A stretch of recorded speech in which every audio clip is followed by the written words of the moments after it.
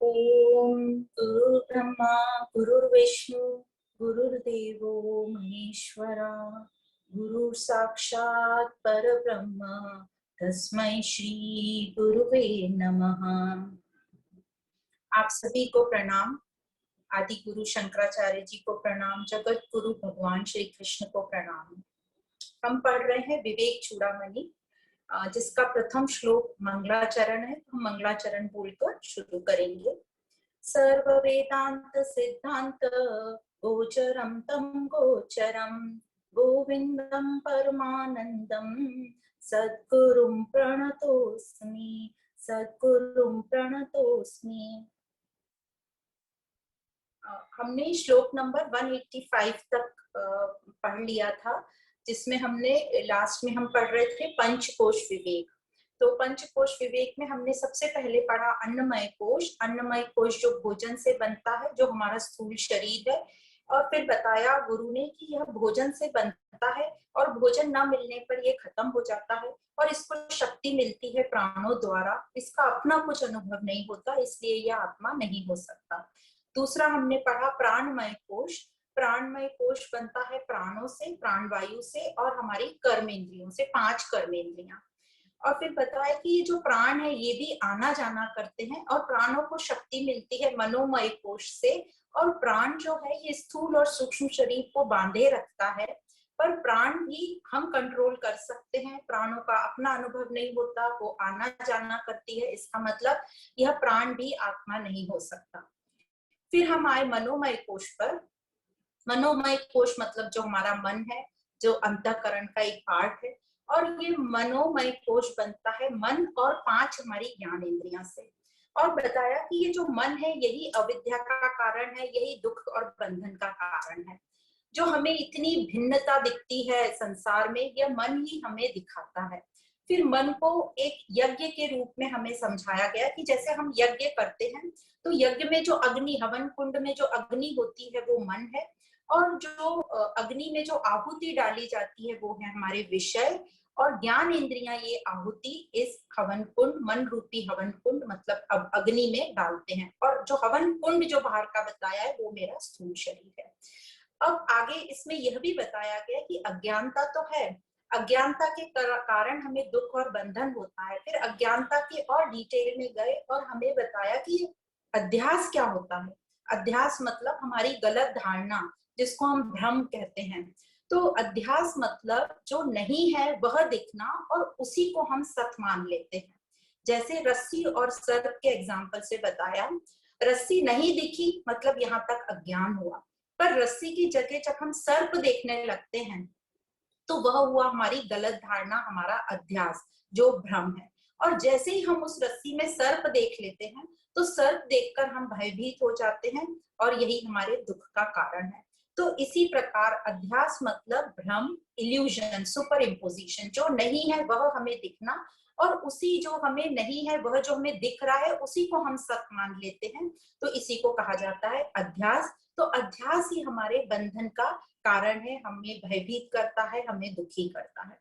और फिर इसी के आगे चलते हमें बताया कि जो मन है ये चेंज होता रहता है, दुखी सुखी होता रहता है। और हम इस मन को अच्छी तरह जानते हैं, जैसे हम और वस्तुओं को जानते हैं, हम अपने मन को भी जानते हैं कि हमारा मन अभी दुखी है, हमारा मन अभी विक्षेपित है, या हमारा मन अभी बहुत सुख में है, आनंद में है। तो हम अपने मन को अच्छे से जानते हैं। मतलब मैं जानने वाला इस मन से अलग हूँ और यह जो मैं जानने वाला हूँ ये हो गया दृष्टा, और जो मन है वो दृश्य हो गया। तो इसका मतलब दृष्टा और दृश्य अलग है, तो यह मन आत्मा नहीं हो सकता, यह मन दृश्य है, आत्मा नहीं है। तो फिर इसके आगे गुरु चलते हैं कि 3 कोश हमारे हो गए। अब हम पहुंचते हैं चौथे कोश पे, जो कि है विज्ञानमय कोश। तो विज्ञानमय जो कोश है वो बुद्धि का कोश है, इसमें बुद्धि का मेन काम है। तो बुद्धि का जो कोश है, ये बुद्धि जो है ये आत्मा के एकदम निकट है और अति सूक्ष्म है। तो ये विज्ञानमय कोश का जो श्लोक है, प्रथम श्लोक, ये है 186 नंबर। तो हम विज्ञानमय कोश पढ़ते हैं। तो जो पहला श्लोक है 186 नंबर विज्ञानमय कोश का, वो इस प्रकार है। बुद्धिर्बुद्धि इंद्रिय सार्धम सवृत्तिः कृत्रलक्षणः विज्ञानमय कोशः स्यात् पुंसः संसार कारणम्। तो यहाँ बताया जा रहा है जो विज्ञानमय कोश है वो बनता है बुद्धि से, हमारी ज्ञान इंद्रियों से और हमारे विचार, कौन से विचार, वृत्ति जिसको कहते हैं, हमारे कर्तव्य भाव की मैं करता हूँ, इन सब से बनता है विज्ञानमय कोश। तो जो आत्मा है ये प्रकृति, जैसे ही प्रकृति के साथ संयोग होती है तो सर्वप्रथम ये बुद्धि तत्व जो विज्ञानमय कोश का निर्माण होता है। और यह बुद्धि जो है क्योंकि अति सूक्ष्म है और यह आत्मा के एकदम निकट है, और इस बुद्धि के जो विस्तार से ही मनुष्य में जो है कर्तापन, मैंपन उत्पन्न होता है, कर्तापन और मैंपन का भाव उत्पन्न होता है। और इस कर्तापन और मैंपन के भाव से हमारे में वासनाएं बढ़ जाती हैं, जिसको समाप्त करने के लिए मनुष्य अनेक अनेक जन्म लेता रहता है।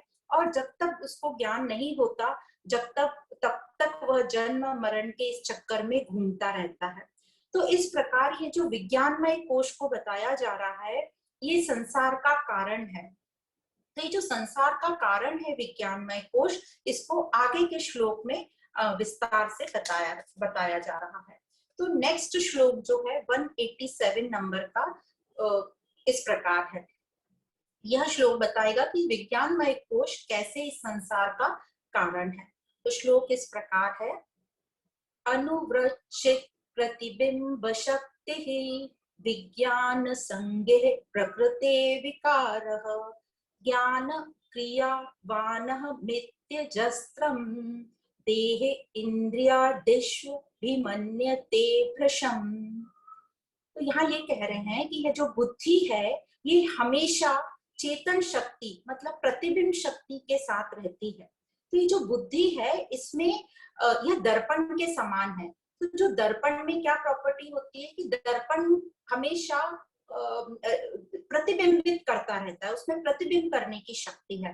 तो दर्पण के सामने कुछ भी आएगा वो उसका प्रतिबिंब बताएगी। तो उसी प्रकार ये जो बुद्धि है इसमें हमेशा ये प्रतिबिंब शक्ति रहती है, और ये प्रतिबिंब शक्ति के कारण यह जो बुद्धि और चेतनता हर जगह मौजूद है। तो जैसे ही बुद्धि आती है एग्जिस्टेंस में, तो वैसे ही ये चेतन तत्व को प्रतिबिंबित करती है। तो जहां बुद्धि होती है वहां चिदाभास अवश्य रहता है, और जहां चिदाभास है वहां बुद्धि तत्व है। तो इस प्रकार ये बुद्धि को बताया कि ये दर्पण की तरह है। अब दर्पण में प्रतिबिंब क्यों आता है, ये दर्पण की प्रॉपर्टी है, दर्पण का सिद्धांत है। उसी प्रकार ये बुद्धि का सिद्धांत है कि उसके सामने ये प्रतिबिंबित करने की शक्ति है, तो उसके सामने जो भी रहेगा, तो जो चेतन शक्ति है, जो चेतनता है, मतलब जो आत्मा है, ये सब जगह प्रेजेंट है। तो जैसे ही बुद्धि आती है वहां पर वो चिदाभास मतलब प्रतिबिंब कर देती है वो चेतनता को।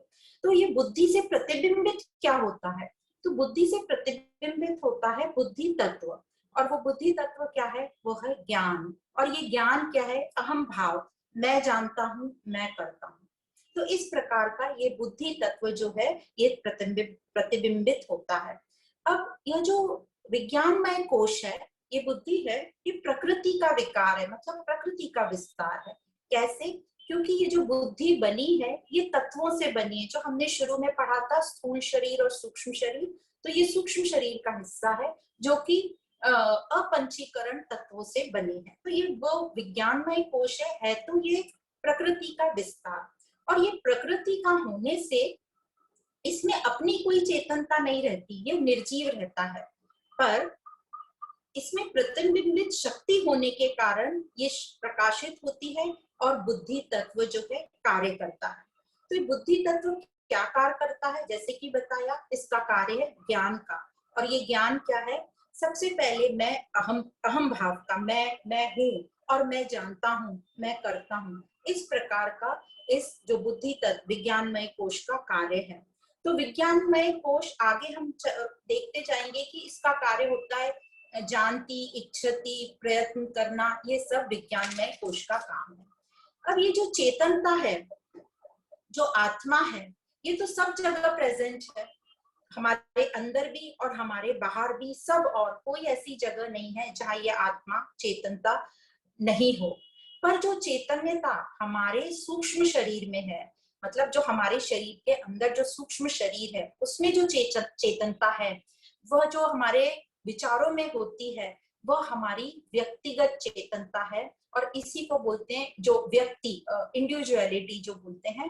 और यही इसमें अहम भाव के कारण ये व्यक्तिगत बन जाती है। अब ये जो व्यक्तिगत बनाने का कार्य कौन करता है? तो ये जो बुद्धि तत्व है यही ये कार्य करती है। जैसे ये बुद्धि तत्व का कार्य है ज्ञान, कि ये मैं हूँ, मैं जानने वाला हूँ, इस सिद्धांत को जो है विज्ञानमय कोश ही जन्म देता है। जिस प्रकार मन में ढेर सारे हमारे विचार होते हैं, ये जो पूरा संसार है ये हमारे अंदर कैसे जाता है? हमारे मन के अंदर विचारों से जाता है। जैसे कि हम कुछ भी देखते हैं, ये पेन हमने देखा तो हमारे मन में विचार जाएगा कि ये पेन है, ये काले और लाल रंग का है। या हमने कोई और वस्तु देखी, कोई बॉटल देखी तो हम बोलेंगे ये बॉटल है, इसका विचार हमारे अंदर जाता है। या कोई बच्चे को देखा तो ये बच्चा है, कोई व्यक्ति को देखा ये व्यक्ति है, उसका विचार जाता है। ये फोन है, ये इंस्ट्रूमेंट है, इसका विचार हमारे मन के अंदर जाता है। तो इस प्रकार संसार की जो सभी हम वस्तुएं दृश्य देखते हैं, वह सब हमारे मन में कैसे जाते हैं? विचारों से, थॉट से हमारे मन में जाते हैं। और ये संसार के अन्य विचार रहेंगे तो मन में बहुत ढेरों सारे विचार रहेंगे। और इन मन में जो ढेर विचार रहते हैं उनको कहते हैं इदम वृत्ति। यह जो सब विचार है ये इदम वृत्ति कही जाती है। और यह जो बुद्धि है हमारी, विज्ञानमय कोश है, यह इन विचारों की पहचान कराती है। कैसे कराती है यह पहचान? कि यह सब विचार मेरे हैं, मैं इन विचारों को जानने वाला हूँ। तो इनको अपना देती है कि मैं एक डेजिग्नेशन लगा देती है कि यह सब विचार मेरे हैं। यदि बुद्धि ये नहीं करेगी तो कौन सा विचार किसका विचार हमको समझ में नहीं आएगा। तो ये बुद्धि का काम है इन विचारों को पहचान देना कि ये विचार मेरे हैं, मैं जानने वाला हूँ। अब ये मेरे विचार और मैं जानने वाला हूँ, इसको कहते हैं अहम वृत्ति। तो मन में हो गई इदम वृत्ति और बुद्धि में हो गई अहम वृत्ति। अब ये दोनों वृत्तियां हैं, ये विचार हैं, पर जो आत्म तत्व है इन दोनों से भी शुद्ध तत्व है। तो हमें इदम वृत्ति से अहम वृत्ति पे और अहम वृत्ति से हमें अहम शुद्ध अहमता में जाना है। तो इस प्रकार यह जो बुद्धि मैं और मेरा बताती है, तो ये जो मैं बताती है बुद्धि, ये जो मैं है ये शरीर से मन, इंद्रियों और प्राणों के संदर्भ में बोलती है कि यह मैं हूँ। और जो मेरा बोलती है ये बुद्धि, वह है सांसारिक वस्तुओं से। तो इस प्रकार ये मैं और मेरा भाव, इदम और अहम वृत्ति आती है और हमको जाना है शुद्ध अहम पर ये जो चिदाभास में प्रकाशित बुद्धि है, इसमें इतनी कैपेसिटी होती है, इतनी क्षमता होती है कि यह मन में जो भी विचार आते हैं उन सबको प्रकाशित करती है और हमें इस शरीर, मन, इंद्रियां जो भी हमारी है उन सब से तदात्म है, उन सब से हमारा आइडेंटिफिकेशन कराती है। इस कारण ये अहम भाव का विस्तार होता है और ये जो विचलित अहंकार जो होता है ये अभिमान बन जाता है और फिर इस अहम भाव से मम भाव, यह मेरा है, मेरा भाव आ जाता है। तो इस प्रकार ये मैं और मेरा का खेल चलता रहता है और संसार शुरू हो जाता है। यह सब हुआ अज्ञानता के कारण, जो भी हम आगे समझेंगे। तो यह जो मैं और मेरा का भाव है, यह शक्ति जो है अहंकार की शक्ति हमारे अंदर इतनी पक्की हो गई है कि यह शक्ति ने हमारे सत्स्वरूप को, विवेक को ढक दिया है और हमें असत के साथ मानो बांध देती है। हमें ऐसा लगता है हम असत के साथ बंध गए हैं। मतलब जो हमारा सत स्वरूप था, जो हमारा अनंत स्वरूप था, हम जो हैं वह हम भूल गए और हमने अपने आप को सीमित और असत मान लिया।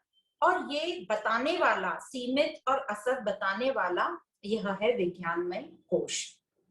तो यदि हम किसी तरह इस विज्ञानमय कोश को भी हटा दें, मतलब नकार दें, कैसे? ये मैं और मेरा को जब हम हटा देंगे तब हम अपने स्वरूप को, सत स्वरूप को प्राप्त कर पाएंगे। पर यह कैसे हम कर पाएंगे? क्योंकि यह तो इतना पक्का है जैसे कि बोला गया, तो इसको हटाना भी बहुत मुश्किल होगा, पर नामुमकिन नहीं है। यह जब हम अपनी बुद्धि को ज्ञान से प्रज्ञावान बनाएंगे, मतलब हमारी बुद्धि को बाहर मुखी से अंतर्मुखी करेंगे, मतलब जब हमारे अंदर ये भाव आएगा, अब बहुत हो गया ये इदम वृत्ति का, अब मुझे मेरे अंदर को खोजना है। तो जब ये भाव आएगा, वो कब आएगा? जब ज्ञान से हम श्रवण मनन जो हम कर रहे हैं, पर उसके बाद जब हम निधि ध्यासन करेंगे, मतलब हम निरंतर इस ज्ञान की प्रैक्टिस करते रहेंगे, तब ये हो पाएगा। तो जिस प्रकार हम मंदिर में जाते हैं, हम सबका ये अनुभव है कि जब भी हम कोई मंदिर में जाते हैं, खास करके कोई बहुत प्रख्यात मंदिर में जहाँ बहुत बड़ी लाइन लगी होती है, हम बहुत देर तक उस लाइन में खड़े होते हैं, या बहुत दूर से हम सफर करके जब जाते हैं उस मंदिर में, और जब हम परमात्मा की मूर्ति के जब सामने खड़े होते हैं, तो हम अपनी आंखें बंद कर लेते हैं। तो यह क्या हुआ, आंखें बंद करना? आंखें बंद करना मतलब ये बाहर के विषय वस्तुओं से मैंने अपने आप को कट कर दिया। तो इसी प्रकार जब निध्यासन में हमें क्या करना है, निधि ध्यासन में हमें प्रैक्टिस क्या करनी है कि हमें विषय वस्तुओं से कट ऑफ होना है, मतलब उनसे हमें वैराग्य लेना। वैराग्य लेना मतलब जितना जरूरी है उतना यूज करना है, उससे आसक्त नहीं होना। तो जब हम विषय वस्तु से कट ऑफ होते हैं, जैसे मंदिर में जब हमने आंखें बंद कर ली, तो हम बाहर के विषयों से कट ऑफ हो गए, और आंखें बंद करी मतलब इंद्रियों से भी हमारा वैराग हुआ। तो जब विषय वस्तुओं से हम वैराग करते हैं, तो उन विषय वस्तुओं को जो परसीव करती हैं इंद्रियां, वो भी वैराग ले लेती हैं, वो भी निष्क्रिय हो जाती हैं। तो इस प्रकार जब हमारी आंखें बंद हुई, हमारी ज्ञान इंद्रियां निष्क्रिय हो गई। अब जब हमारी ज्ञान इंद्रियां निष्क्रिय हो गई, और इस वक्त जब हम मंदिर में एक मूर्ति परमात्मा के सामने खड़े हैं, साक्षात परमात्मा की बहुत सुंदर मूर्ति है, पर हमने अपनी आंखें बंद कर ली, और जब हम अपनी आंखें बंद कर लेते हैं, तब हमारे मन में ऐसा कोई विचार नहीं आता कि ये मुझे पसंद है या ये मुझे नापसंद है। इन दोनों विचारों से हम अलग हो जाते हैं, इन दोनों विचारों से ऊपर हो जाते हैं। तो जब इसका मतलब मन भी निष्क्रिय हो गया, मन भी लय हो। अब हमने विषय वस्तुएं, ज्ञान इंद्रियां और मन तीनों क्रॉस कर लिए। अब हम आ गए बुद्धि के पास। अब जब मन निष्क्रिय हो गया, मतलब मन में पसंद नापसंद वैसा कुछ भी कंफ्यूजन नहीं है, तो बुद्धि का काम क्या होता है? जब हमारा जो मन पसंद नापसंद करता है, उस पे निर्णय लेता है कि हमारे लिए क्या सही है और क्या गलत है। पर जब मन में कोई कंफ्यूजन ही नहीं है, तो जो बुद्धि है उसको कोई निर्णय नहीं लेना है कि ये सही है कि गलत है, तो ये बुद्धि भी लय हो गई। तो इस प्रकार जब हम आंख बंद करते हैं और हमें कोई फर्क नहीं पड़ता बाहर क्या चल रहा है, बाहर बहुत शोर हो रहा है, बहुत आवाजें आ रही हैं घंटियों की या भजन की, पर हम अपने मन में एकदम शांत प्रशांत चित रहते हैं, और हमारी बुद्धि भी इधर उधर नहीं भटकती, क्योंकि अब बुद्धि को भी काम नहीं है कि सही क्या है गलत क्या है, तो बुद्धि भी लय हो जाती है, और उस वक्त हम साक्षात अपने सत स्वरूप के एकदम निकट होते हैं। तो ये सब हमने, भले ही वो कुछ क्षणों के लिए होते हैं, पर ये सब हमने फील किया है, और ऑटोमेटिक हमारे ये सिस्टम में इनग्रेन्ड है कि जब भी हम दर्शन करने जाते हैं, तो हमारी आंखें अपने आप बंद हो जाती हैं। तो ये इटसेल्फ दर्शाता है कि जो हमारा आत्म स्वरूप है वो असंगता वाला है। अब ये जो संसार चक्र जो शुरू हुआ, ये संसार का जो कारण विज्ञानमय कोश बताया गया है, अब ये चक्र शुरू तो हो गया, अब ये चक्र चलता कैसे है, इसको अगले 3 श्लोकों में बताया गया है। तो ये 188 नंबर का श्लोक है, तो हम 188 और 189 साथ में पढ़ेंगे। श्लोक नंबर 188 इस प्रकार है। अनादि कालो यमहं स्वभावो जीवः समस्त व्यवहार गोड़ा करोति कर्माण्य अपि पूर्ववासनः पुण्यान्य पुण्यानि च तत्फलानि।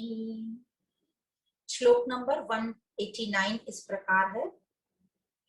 भुङ्क्ते विचित्रा स्वपि योनिषु व्रजन् आयाति निर्यात्यद्य ऊर्ध्वमेषः अस्यैव विज्ञानमस्य जाग्रत् स्वप्नादवस्था सुख दुःख भोगः। तो इन 2 श्लोकों में बताया है कि कैसे ये संसार चक्र चलता रहता है। तो सबसे पहले तो यह जो विज्ञानमय कोश है, अहम भाव इसी से ही जाना जाता है। और यह जो अहम भाव है ये अनादि है, मतलब समय से भी पहले है। क्यों समय से पहले है? क्योंकि अनुभव करने के लिए सर्वप्रथम अहम भाव चाहिए। मैं हूं, फिर आता है कि मैं करता हूँ। सबसे पहले हमें अहम चाहिए कि मैं जानता हूँ, मैं आता हूँ। फिर हम समय देखेंगे, और समय यूजुअली तब हमें चाहिए होता है जब हम दो अनुभवों के बीच में कंपैरिजन करते हैं, तब हमें समय को हम इम्पोर्टेंस देते हैं। तो पहले आता है अहम भाव और फिर आता है समय। तो अहम भाव अनादि है, मतलब समय से भी पहले है। यह जो अहंकार है ये बुद्धि का स्वभाव बन जाता है। ये है बुद्धि से ही जन्मा है, और अब ये अहंकार बुद्धि का इतना पक्का स्वभाव बन जाता है कि उसको बुद्धि से अलग करना मुश्किल हो जाता है। अब इसको कैसे हम बुद्धि से अलग कर सकते हैं, या जब तक हमने इसको बुद्धि से अलग नहीं किया तब तक क्या होता है? तो ये जो विज्ञानमय कोश है, ये हुआ विज्ञानमय कोश। यह मनोमय कोश, प्राणमय कोश और अन्नमय कोश, इन सबका साथ लेकर हमारे जीव के, मतलब हमारे और संसार के सभी व्यवहारों को निर्वाह करता है।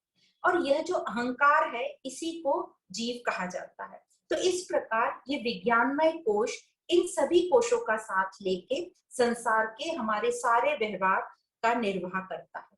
जिस प्रकार हम कोई भी काम करते हैं तो हमें हमारा शरीर भी यूज होता है। जैसे हम लिख रहे हैं तो हमारा हाथ यूज होगा लिखने में, तो ये हुआ हमारा स्थूल शरीर, अन्नमय कोश। फिर इन हाथों में शक्ति कैसे आएगी? तो वो आई प्राणमय कोश से। अब ये विचार कैसे आया कि मुझे लिखना है? तो वो आया मनोमय कोश से। और यह जानना कि यह कौन कर रहा है, यह मैं कर रही हूँ, मुझे लिखना है, यह आया विज्ञानमय कोश से।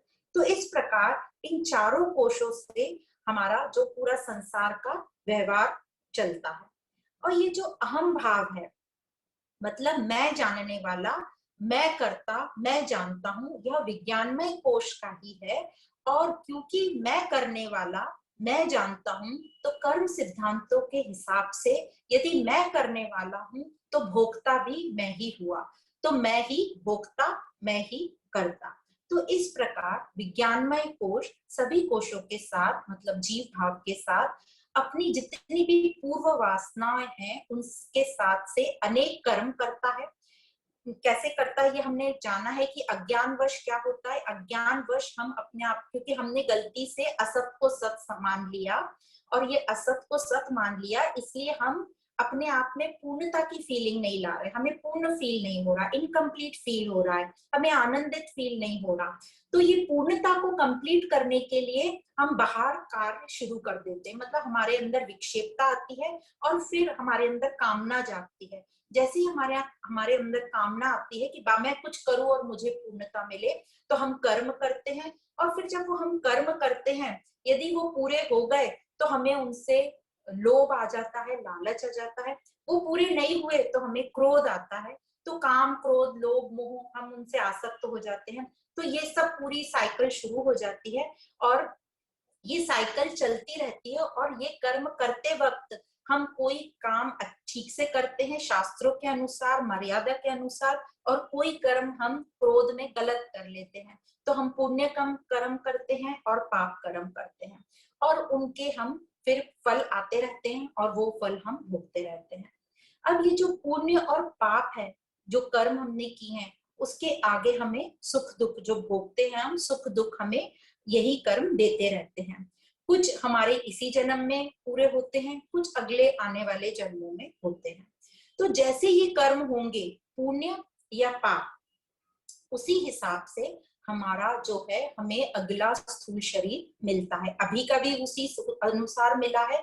जो कर्म फल हमारे तैयार हो गए, फ्रक्टिफाइड हो गए, जिसको बोलते जो पक गए, तो उस हिसाब से वो शरीर लेने के लिए तैयार है, तो वो शरीर स्थूल शरीर मिलता है। अब आगे जैसे जैसे हमारे एक बंडल ऑफ जो फल, कर्म के फल तैयार होंगे, उस हिसाब से आगे हमें स्थूल शरीर प्राप्त होता जाएगा। और जो सूक्ष्म शरीर है, यह अलग अलग स्थूल शरीर में यात्रा करता रहता है। मतलब जो जीव है ये अलग अलग शरीर में यात्रा करता रहता है। अब सुख दुख का अनुभव यह ही करता है विज्ञानमय कोश, यह जीव। और फिर यह जीव यह कभी ऊंचे लोक में जाता है, कभी नीचे लोक में जाता है। मतलब लोक मतलब अनुभव, तो कभी अच्छे अनुभव करता है, कभी बुरे अनुभव करता है। और ये अलग अलग शरीर मिलना मतलब योनिया, तो अलग योनिया मतलब अलग अलग हमें शरीर मिलेंगे। तो इस प्रकार यह जो हमारा जीव जिसको कह रहे हैं सूक्ष्म शरीर, ये भ्रमण करता रहता है जब तक हमारी पूरी वासनाएं समाप्त नहीं हो जाती। और वो तभी होती हैं जब हम ज्ञान से अपने सत स्वरूप को समझ पाते हैं, तभी हम ये अपनी वासनाओं को समाप्त कर पाते हैं। तो इस प्रकार विज्ञानमय कोश जो है हमारी तीनों अवस्था का अनुभव करता है, मतलब जागृत, स्वप्न और सुषुप्ति का, और सभी सुख दुख का अनुभव करता भी यही विज्ञानमय कोश है। और इसी प्रकार ये जन्म मरण का जो साइकिल है, चक्र चलता रहता है जब तक हमारी वासनाएं पूरी नहीं होती। ये ब्रेक तभी लगेगा जब हम ज्ञान से अपनी वासनाओं को समाप्त करते हैं। तो आगे के श्लोक में यही थोड़ा सा कंटिन्यू किया है, इसको हम पढ़ते हैं। ये है श्लोक नंबर 190। देहादि निष्ठा श्रम धर्म कर्म गुणाभिमानः सततं ममेति विज्ञान कोशो यमति प्रकाशः प्रकृष्ट सानिध्य वशात् परात्मनः अतो भवतेश उपाधिरस्य यदात्मधि संसरति भ्रमेण। तो यह बोल रहे देह आदि निष्ठा श्रम धर्म कर्म, मतलब जीवन में जो भी हमने जो भी हमारे देह के कार्य हैं, देह से संबंधित या हमारी जाति धर्म से या गुणों से जिसको हमने अपना मान लिया है, उन पर जो हम अभिमान करते हैं तथा अपने को जो हम श्रेष्ठ घोषित करते हैं, ये सब जो भावनाएं हैं, ये सब विज्ञानमय कोश का कार्य है। यह हम आत्मा को भूलकर स्वयं को आत्मा मानने लगते हैं, मतलब विज्ञानमय कोश मतलब हम बुद्धि को आत्मा मानने लगते हैं। यह जो कोश है विज्ञानमय कोश मतलब जो बुद्धि है, ये अति सूक्ष्म होने से सबसे ज्यादा व्याप्त रहती है, मतलब सबसे ज्यादा प्रसरणशीलता जिसको कहते हैं, परवेडिवनेस, जो सब में व्याप्त हो सकती है, अति सूक्ष्म है। पर अति सूक्ष्म किससे है? अन्यमय, प्राणमय और मनोमय कोश से सूक्ष्म है। और ये सबसे सूक्ष्म होने के कारण आत्मा के एकदम करीब है और अत्यंत ही प्रकाशमान है, अन्य कोशों से ये अधिक प्रकाशमान है। तो ये जो अभी मैं एक डायग्राम से आपको बता देती हूँ तो काफी क्लियर होगा। इसको वेदांतों में ये जो बुद्धि जो हमारी बताई प्रतिबिंब शक्ति है, उसमें एक ये बुद्धि दर्पण के समान है, और ये क्योंकि बुद्धि दर्पण के समान है तो चेतनता इसमें प्रतिबिंबित होती है। तो इसको कहा है प्रतिबिंबवत सिद्धांत, जो वेदांत के सिद्धांत है। तो कहा जाता है कि इस डायग्राम को बताया गया है सूर्य और उसकी किरणों से और उसके प्रतिबिंब से।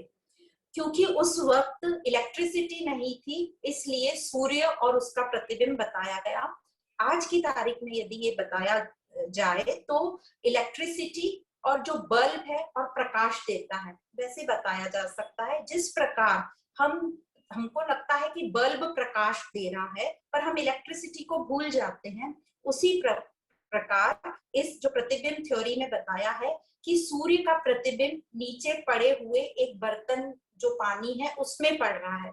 तो शरीर जो है हमारा बर्तन है, सूक्ष्म शरीर जो है उसमें पानी का काम कर रहा है, खास करके बुद्धि जिसमें प्रतिबिंबित करने की शक्ति है। और जो आत्मा है ये सूक्ष्म शरीर में प्रतिबिंब अपना प्रतिबिंब दिख रहा है हमको, और उसको हमने अपना मान लिया।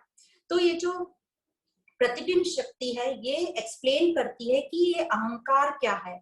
मतलब अहंकार वह है, यह जो आत्मा का प्रतिबिंब, मतलब मेरा अपना जो प्रतिबिंब हम बुद्धि में देखते हैं, उस प्रतिबिंब को हम मैं जान लेते हैं, सत्स्वरूप जान लेते हैं। और यही विचार अहंकार है और यही जीव भाव है। मतलब हमने प्रतिबिंब को अपना मान लिया और हम बिंब को जो रियलिटी है उसको भूल गए। जिस प्रकार बल्ब और उसके प्रकाश को, हमने प्रकाश को मान लिया कि यह प्रकाश दे रहा है, पर हम पीछे की इलेक्ट्रिसिटी को भूल गए। तो यह एक इस डायग्राम से आपको समझ जाएगा। हाँ, तो ये आप देख रहे हैं प्रतिबिंब सिद्धांत है। नीचे ऊपर आप देख रहे हैं सूर्य, जिसको हमने आत्मा बताया है। नीचे जो बर्तन है, जो बाहर का हिस्सा है, वो है हमारा शरीर, स्थूल शरीर। उसके अंदर जो है सूक्ष्म शरीर। जो सूक्ष्म शरीर में प्रतिबिंब शक्ति है वो है बुद्धि, और आत्मा का प्रतिबिंब उसमें दिख रहा है। पर अज्ञानतावश हमने प्रतिबिंब को ही बिंब मान लिया और हम उसी को सच समझने लगे, और जो रियल आत्मा है उसको, बिंब को हम भूल गए। तो ये अज्ञानता के कारण जब हमने प्रतिबिंब को सच मान लिया, तो अपूर्णता के कारण, क्योंकि हम अपूर्ण फील कर रहे हैं, क्योंकि पूर्णता तो तभी मिलेगी जब हम उस आत्मा को अपना, मतलब बिंब को अपना जानेंगे। तो ये अपूर्णता के कारण हमारे अंदर कामना पैदा होती है, और ये कामना जो है हमसे कर्म कराती है। हमें क्रोध होता है, हमें लोभ होता है, मोह होता है, और ये हम सुखी दुखी होते हैं और कार्य करते चले जाते हैं पुण्य और पाप के। और इस प्रकार ये चक्र अपने आप में, ये चक्र अपने आप को चलाता रहता है, और हम इस चक्र में, जन्म मरण के चक्र में घूमते रहते हैं जब तक हमको ज्ञान की प्राप्ति नहीं हो जाती। तो इस प्रकार ये सिद्धांत बताया गया है। तो यहाँ तक बताया कि ये विज्ञानमय कोश का काम था, प्रतिबिंबित करना, उसमें प्रतिबिंब शक्ति है। और जब तक बुद्धि है तब तक चिदाभास है, और जब तक चिदाभास है तब तक बुद्धि है। मतलब चेतनता तो हर वक्त मौजूद है, पर जहां बुद्धि आती है चिदाभास होने लगता है, और यह चिदाभास ही हमारे में अहंता, मतलब मैं हूँ, यह मैं जानता हूँ, मैं करता हूँ, यह भाव लाता है। और यही भाव जो है जीव भाव है। अब आगे के श्लोक में बताया कि ये जो आत्मा है ये कैसे असंग है। ये आत्मा जो है उपाधियों से इसकी कैसे असंगता है, इसको आगे के श्लोक में, श्लोक नंबर 191 से 193 यही बताया है। तो ये श्लोक इस प्रकार है, श्लोक नंबर 191। योऽयं विज्ञानमयः प्राणेषु हृदि संस्फुरत्ययं ज्योतिः कूटस्थसन्नात्मा कर्ता भोक्ता भवत्युपाधिस्थः। यह जो आत्मा है, जो ज्ञान स्वरूप है, ये प्राण आदि के हृदय में प्रकाशमान है। तो इस श्लोक को थोड़ा सा एक कविता जैसे पोएटिक रूप दिया है, इसको हम समझेंगे कि ये जो आत्मा ज्ञान स्वरूप है, ये प्राण आदि के हृदय में प्रकाशमान है। तो हृदय किसको बोलते हैं? हम सब जानते हैं। हम हार्ट का कब यूज करते हैं? जब हमें कुछ प्रेम या प्रेम भाव बताना होता है तो हम बोलते हैं आत्मा, हार्ट को बोलते हैं। तो यहाँ जो हृदय है इसको प्रेम से संबोधित किया है, शुद्ध प्रेम से। और श्लोक की लाइन है, हृदय संस्फुरत्ययं ज्योतिः, मतलब हृदय में वो ज्योत स्वरूप भगवान विराजता है, और हृदय में होता है प्रेम। तो प्रेम में ही हम भगवान को जान सकते हैं या उसे प्राप्त कर सकते हैं। तो जब ये बुद्धि बहुत प्रेम से और श्रद्धा से मनन चिंतन करेगी, तब हम अपने ज्योत स्वरूप को पहचान सकेंगे। और ये कब होगा? जब ज्ञान से ये बुद्धि है जो है प्रज्ञावान बनेगी, हम अंतर्मुखी होंगे तब। पर यदि हृदय में विक्षेपता है, मतलब समझ लो मन बुद्धि में विक्षेपता है, मतलब पसंद नापसंद, मैं ये नहीं कर सकती, मैं वो नहीं करूंगी, मुझे ये नहीं अच्छा लग रहा, कंफ्यूजन है, तो यह हो गया मन। तो यह जो मन है, जब भी ये मन ऐसा करता है, कंफ्यूजन करता है, तो हमें परेशान करता है। ये हमारे अंदर एक घुटन पैदा करता है, विक्षेपित मन कहलाता है ये। और विक्षेपित मन, अशांत मन कभी भी परमात्मा को प्राप्त नहीं कर सकता। तो जब तक ये मन हमारा शांत या प्रेम स्वरूप नहीं होता, ये आत्मा का अनुभव नहीं कर सकता। इसलिए हमें मन को चेंज करना होगा, मन को जो है प्रेम स्वरूप बनाना है। तो मन को प्रेम स्वरूप बनाने के लिए हमें मन का जो फोकस है, मन को एकाग्रचित करना है, मतलब मन का फोकस कहीं उच्च लक्ष्य की ओर करना है। तो उच्च लक्ष्य यहाँ क्या होगा? उच्च लक्ष्य तो परमात्मा ही है, मेरा स्वरूप है।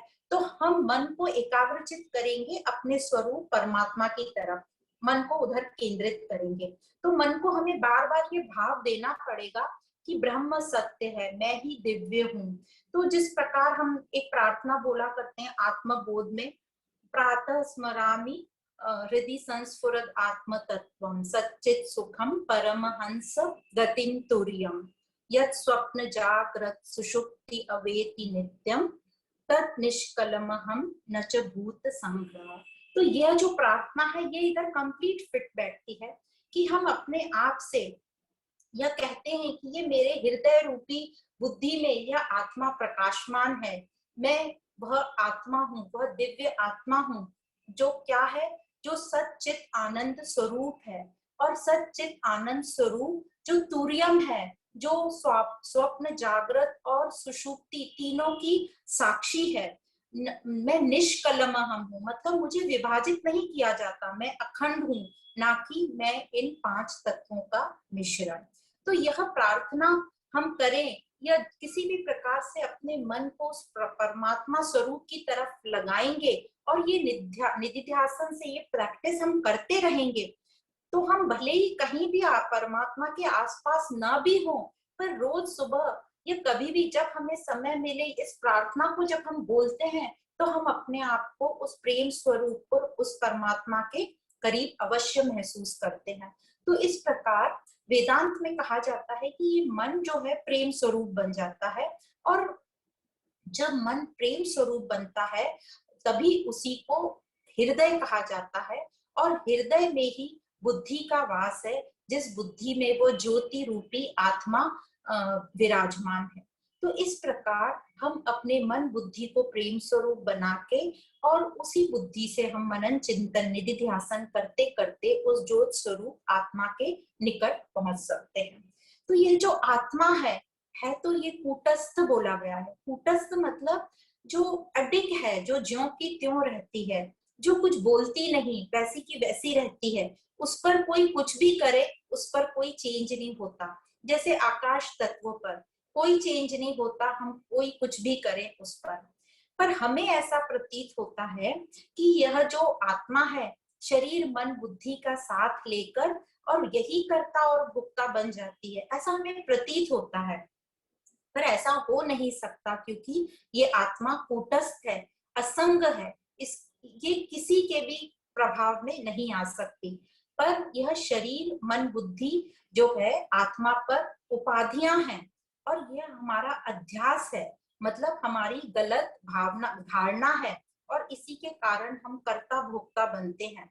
तो यह जो अज्ञानवश है, गलत धारणा है, विक्षेप के कारण, आवरण के कारण, यही जीव भाव अहंकार के कारण हम अपने आप को शरीर मन बुद्धि समझने लगते हैं। तो इस प्रकार यहाँ पर ये बताया कि ये आत्मा जो है असंग है, पर ये है हमारा मूल। ये शरीर मन बुद्धि उस पर उपाधियां हैं, पर गलत धारणाओं से अज्ञानवश हमें ऐसा अध्यास हो गया कि ये शरीर मन बुद्धि ही मैं हूँ। जिस प्रकार सूर्य का जो प्रतिबिंब उस पानी में पड़ रहा था और हमें लग रहा है कि यही सही सूर्य है, पर जिसको ज्ञान हो जाता है वो समझ जाता है कि यह सही सूर्य नहीं हो सकता। सही सूर्य तो वो देखेगा अपनी गर्दन ऊंची करके कि वो तो आकाश में प्रकाशमान है। तो इसी प्रकार आप इसका दूसरा जो श्लोक है कि आत्मा असंग है, बहुत अच्छे अच्छे एग्जाम्पल से समझाया गया है आगे। तो आगे का श्लोक हम पढ़ते हैं, श्लोक नंबर 192। स्वयं परिच्छेदमुपेत्य बुद्धे तदात्मय दोषेण परम मृषात्मनः सर्वात्मकः सन्नपि विक्षते स्वयं स्वतः पृथक्त्वेन मृतो घटानिव। तो यहाँ ये बता रहे हैं कि यह जो आत्मा है यह अनंत है, सर्वज्ञ है, सर्वव्यापी है, वह एक ही है, दूसरा और कुछ भी नहीं है। पर जब यह बुद्धि के साथ होता है तो ये बुद्धि के गुण धर्म को हम अपना मान लेते हैं और उसी को हम सत मान लेते हैं। जिस प्रकार हमने पिछली बार एक्सप्लेन किया था कि रस्सी और सर्प, तो रस्सी अपना होनापन उस सर्प को देती है और सर्प अपना जो धर्म है वो रस्सी को पूरी तरह उस धर्म से कवर कर लेता है। तो उसी को यहाँ हम समझ सकते हैं कि जो ये आत्मा है ये तो अनंत है, सर्वज्ञ और सर्वव्यापी है, असंग है, कूटस्थ है, पर जब वो बुद्धि के साथ होती है तो बुद्धि के गुण धर्म को वो अपना लेती है। हमें ऐसा लगता है कि बुद्धि के धर्म उसने अपना लिए और बुद्धि को वो अपना एग्जिस्टेंस देती है, होनापन, और हम मान लेते हैं कि बुद्धि ही ये आत्म तत्व है। तो बुद्धि से प्रभावित होकर या बुद्धि के प्रभाव में आकर मनुष्य को ऐसा लगता है यह जो बुद्धि है यही मैं हूँ, मतलब यही आत्मा है, और फिर मैं इस पूरे जीवन में दुख सुख का अनुभव करने लगता हूँ, मतलब ये विज्ञानमय कोश दुख सुख का अनुभव करने लगता है या करने वाला है। पर यह सब गलत धारणा के कारण है, ये सब भ्रमवश है, सुपर इम्पोजिशन या अध्यास के कारण है। मैं और इस अध्यास के कारण हम अपने आप को, मतलब मैं अपने को सत से अलग समझने लगता हूँ, असत को सत समझने लगता हूँ और अपने आप को अपूर्ण समझने लगते हैं। इस कारण वो पूरा जो साइकिल है, कर्म करते जाते हैं, पुण्य और पाप कर्म करते हैं, फिर और उसमें कर्म में लोभ और मोह से बंधते जाते हैं और वो चक्र चलता रहता है। जिस प्रकार तो ये जो हम अपने आप को अपने से अलग मानने लगते हैं, सत जो मैं हूं उसको सत नहीं जाना, अज्ञानवश, आवरणवश, विक्षेपतावश, पर जो असत को हमने सत मान लिया तो उसके कारण जो हमें पूर्णता नहीं मिल रही, तो पूर्णता नहीं मिल रही तो हम अब जब हमें लगता है कि ये बाहर की चीजों से भी हमें पूर्णता नहीं मिल रही तो हम सत्य की खोज में निकल पड़ते हैं। जो मैं स्वयं हूँ सत, उसकी खोज में हम निकल पड़ते हैं। तो यहाँ एग्जाम्पल दिया है, जिस प्रकार घड़ा जो है, मट्टी का घड़ा जो है अपने आप को मट्टी से अलग मानने लगता है, पर है तो वो मट्टी ही, पर उसके विचार में फिर आता है कि ये जो घड़ा है ये तो नाम रूप है, अलग अलग शेप साइज के कारण मैं पहचाना जा रहा हूँ, पर मैं हूं तो मट्टी ही। इसी प्रकार हमारे में भी जब ये विचार, ये समझ आती है कि मैं शरीर मन बुद्धि नहीं, ये तो नाम रूप है, पर मैं उनको चलाने वाला सत आत्मा हूँ, मैं दिव्य हूँ। और यह कब होगा? ये पॉसिबल है निधिध्यासन से, जब हम निरंतर इस ज्ञान जो श्रवण हम कर रहे हैं इसका प्रैक्टिकल अपने जीवन में जब इसको हम अप्लाई करेंगे। अब ये जो आत्मा है, कैसे ये जो आत्मा है बुद्धि की उपाधि ले लेता है और उसके गुण धर्म और आकार ले सकता है, तो इसको भी बहुत सुंदर एग्जाम्पल में आगे के श्लोक में बताया गया है। श्लोक नंबर है 193। उपाधि संबंध वशात् परात्मा उपाधि धर्मान अनुभाति तद्गुणः अयो विकारा न विकारी वह निवृत्त सदैक रूपोपि परस्वभावात्। तो ये बता रहे यह जो परमात्मा है ये सदा एक रूप ही है, जिसको हम सुप्रीम सेल्फ कहते हैं या जिसको हम सच्चित आनंद स्वरूप बोलते हैं, पर उपाधि के संबंध से उनके गुण से जैसे वो युक्त होकर उसी के धर्मों के साथ प्रकाशित होने लगता है। तो अब आगे के एग्जाम्पल से हमें बहुत अच्छे से समझ में आएगा। फिर से ये सेंटेंस पढ़ते हैं। यह जो परमात्मा एक ही रूप है, सदैव एक ही सा रहता है, पर उपाधि के संबंध से और उनके गुणों से जैसे युक्त सा होकर उसी के धर्मों के साथ प्रकाशित होने लगता है। मतलब जब हम अपना ये जीवन शरीर द्वारा चलाते हैं तब यह परमात्मा मानो शरीर का धर्म गुण ले लेता है। जैसे कि एक कांच का ग्लास है, उसका अपना कोई रंग नहीं होता, पर जिस तरीके का पीछे बैकग्राउंड डाल दो उस कलर का वो दिखने लगता है। तो वो ग्लास का अपना कोई रंग नहीं होता। उसी जैसे कि ये कोई कांच की वस्तु है, इसका अपना कोई रंग नहीं है। जिस रंग का इसके पीछे हम कपड़ा लगा दे या जिस कलर का इसमें पदार्थ रखते ये उस तरीके का दिखने लगता है। जैसे जो रंग चेंज करेंगे तो इसका रंग चेंज होने लगता है। उसी प्रकार यह जो आत्मा है यह भी वैसे बिहेव करता है।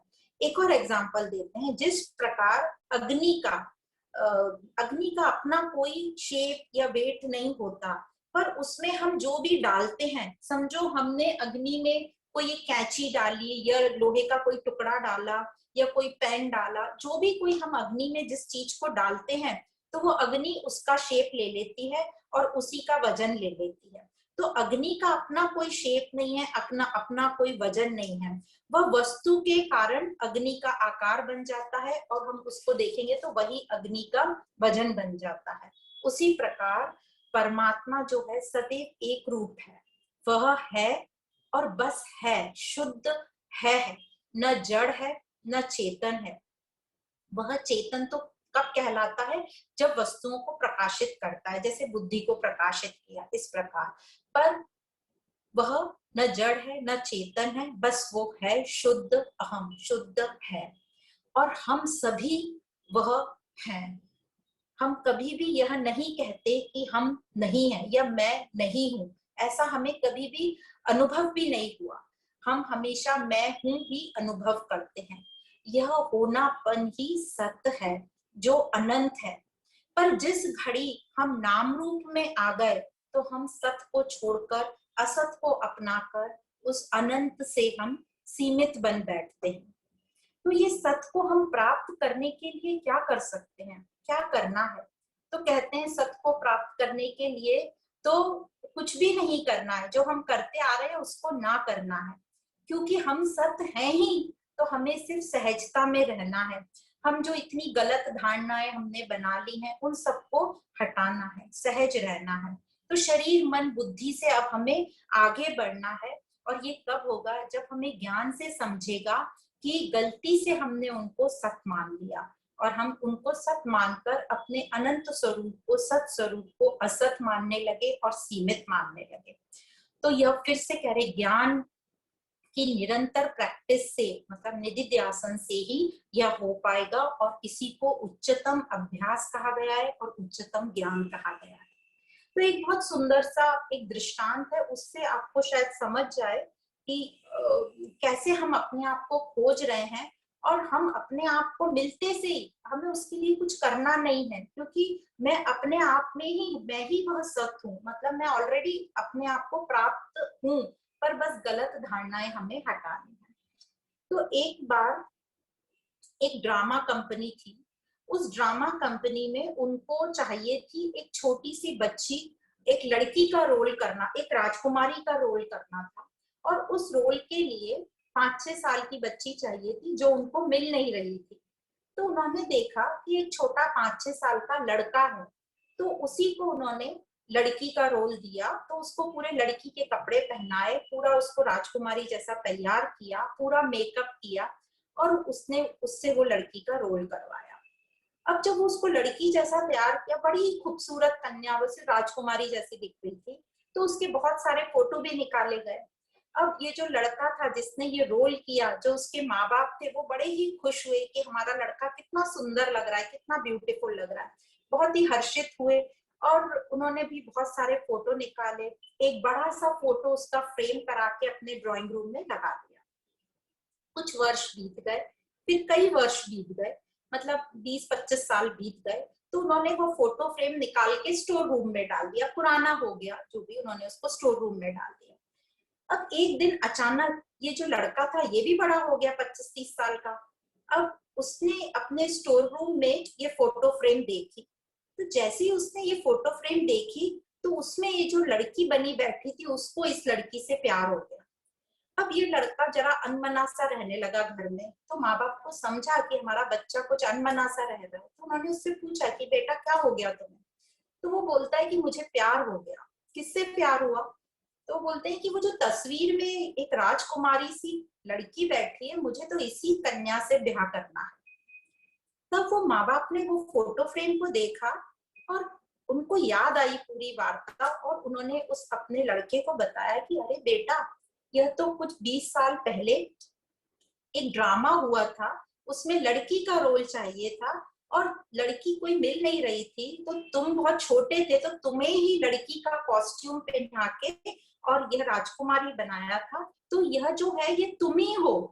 तो यह जानकर जैसे ही उस लड़के ने ये जाना कि यह मैं ही हूँ, तो उसकी सारी वो इच्छा ब्याह करने की और जो वासना है वो पूरी समाप्त हो गई। ऐसा क्यों हुआ? क्योंकि ये जो लड़का समझ गया कि वह जिसको बाहर खोज रहा था, जिसकी उसको बाहर तलाश थी, वह तो वो खुद ही है। तो इससे मतलब प्राप्त की प्राप्ति जिसको कहते हैं, उसने अपने आप को प्राप्त कर लिया। जिस जो उसे बाहर से चाहिए था वो खुद ही था। तो यहाँ जो महावाक्य तत्वमसि वह तुम हो भी अच्छे से हम समझ सकते हैं। तो हम भी जो आनंद है बाहर खोज रहे हैं, पर बाहर ये जो आनंद है ये हमें नहीं मिलेगा, क्योंकि वह आनंद मैं खुद हूँ, हमारे अंदर ही मैं ही वह आनंद हूँ। तो जो बाहर की जो वस्तुएं हैं वो हमें लिमिटेड टाइम के लिए आनंद देंगी। जैसे हमें कितना भी मीठा पसंद हो, रसगुल्ला पसंद हो या चॉकलेट पसंद हो, हमारे घर वाले हमारे लिए बहुत सारे रसगुल्ले लाएंगे, तो हम कितने खा पाएंगे या कितनी चॉकलेट खा पाएंगे? एक, दो, चार, छह, बस। उसके बाद हम बोलेंगे बस अभी हम और नहीं खा सकते। कोई हमें जबरदस्ती भी करे तो हम उसको मना कर देंगे, अब हम और नहीं खा सकते, बस हुआ। इसका मतलब वो वस्तु जो बाहर की वस्तु है उसमें लिमिटेड टाइम का ही आनंद है। और यह जो मेरा जो आनंद है ये अखंड आनंद है। इससे एक और बात पता चलती है कि बाहर की जो वस्तुएं हैं उसमें आनंद नहीं हो सकता, क्योंकि यदि उसमें आनंद होता तो वो सबको आनंद देती, पर रसगुल्ला और चॉकलेट तो सबको आनंद नहीं देता, किसी किसी को ही देता है। तो इस प्रकार हमको समझता है, ये आगे और आएगा डिटेल में, तो अभी हम इसको यहीं पे इतना ही बताएंगे। तो इस दृष्टांत का कहने का मतलब यह था कि हम ही है वह, और हम बाहर भाग रहे हैं ढूंढ अपना आनंद ढूंढने के लिए। जिस प्रकार मिश्री की डली चॉकलेट के पीछे भाग रही है, तो उसके दोस्त ने पूछा तुम चॉकलेट के पीछे क्यों भाग रहे हो? तो उस मिश्री ने कहा कि मुझे उसकी मिठास चाहिए। तब उसके मित्र ने कहा अरे वो चॉकलेट मिठास तुम्ही से लेती है। और तब वो मिश्री को समझा कि मिठास तो मैं ही हूँ। तो इसी प्रकार हमें भी जो गुरु है, ज्ञान है, ये सब जो मिला है, उसके सहारे हम भी अपना आनंद खोज सकते हैं। जब हम इस ज्ञान का जो श्रवण कर रहे हैं इसकी हम प्रैक्टिस करें और अपने जीवन में इसको अप्लाई करें। तो अब आगे चलते हैं। यहाँ तक हुआ विज्ञानमय कोश एक्सप्लेन किया, पर यहाँ तक आते आते यह भी एक्सप्लेन किया कि ये आत्मा कैसे असंग है। पर हमें क्यों लगता है कि आत्मा ही कर्ता भोक्ता है? क्योंकि जैसे अभी समझा, अग्नि में जो चीज डालेंगे तो वो अग्नि उसका शेप ले लेती है, उसी प्रकार आत्मा हमारे शरीर का शेप मानो ले लिया है, और हमें लगता है कि यह आत्मा ही कर्ता भोक्ता है। तो ये भी हमारा जो है एक गलत धारणा है। तो शिष्य को मन में क्वेश्चन आता है, जैसे हम सबको मन में अब क्वेश्चन आने लगे हैं कि फिर ये मुक्ति कैसे होगी। तो आगे के दो श्लोक अब शिष्य गुरु से क्वेश्चन पूछता है। फिर से ये दो क्वेश्चन दो श्लोक में बताए गए हैं, तो हम दोनों श्लोक पढ़ते हैं। शिष्य उवाच भ्रमेणाप्य अन्यथा वास्तु जीव भाव परात्मनः तत् उपाधेर्नादित्वान् नानादेर्नाश इष्यते। नेक्स्ट श्लोक है श्लोक नंबर 195। अतोस्य जीव भावोऽपि नित्या भवति संसृतिः न निवर्ते तन्मोक्षः कथम मे श्री गुरो वद।